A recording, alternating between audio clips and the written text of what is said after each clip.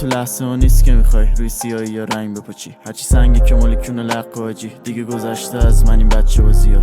هرچی که قطره قطره دادمش رفت الانم توی جنگ با اینا منم. زدم توی کار صحنه سازی سانسورت میکنم با این سق تاریک گایی بیبریم نباشی به خودی میزنم. هنو اول رایم چرا بریدی پس حاجی قصه‌مون که اینطوری نی.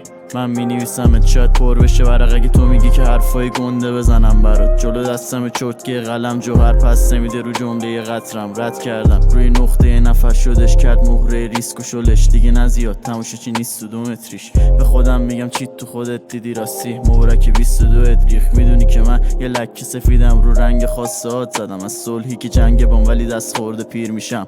چند سالو چند وقته که پشت ویترین از ته خط نشدن لحظاتم کم کم داری میشی هم رنگ منی که غمگین میزنم حرف خنده دار. دیر میفهمه منو نمیفهمه شاید بارون بهم بیاد برگرد بازارت گرمه ها. خیلی وقت سرد جایی که روش میشستی کنارم سمت راست کم کم داری میشی هم رنگ منی که غمگین میزنم حرف خنده دار.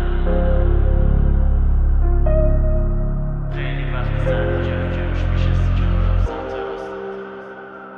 اغربه هی نوک رو ساعت میماله که کشیده انگشت تو پاکت کملات بریدیم آلو و دلو یا تک منو تو خودش کشت اومدنی سر راش ازم هیچی نمیدونی هیچ وقت سراغم نه یه الگوی خوبی نیستم ولی آینه تو یه رو بگی سمت من که من زمینم بیتون نمیچرخه بیشتر سر خط اکرار شبتم من تن لشو واس یه جوری جمعش کرد با 4 تا سگم نمیشه طرفش رفت الان نگیره پرت به پرش پس فکر نکنم لحظه و دور ریختنی مثل عکسی که چشات تو دوربین ندید منو آسمونه همو دوختیم زمین کل ورس همینه کاش میموندی.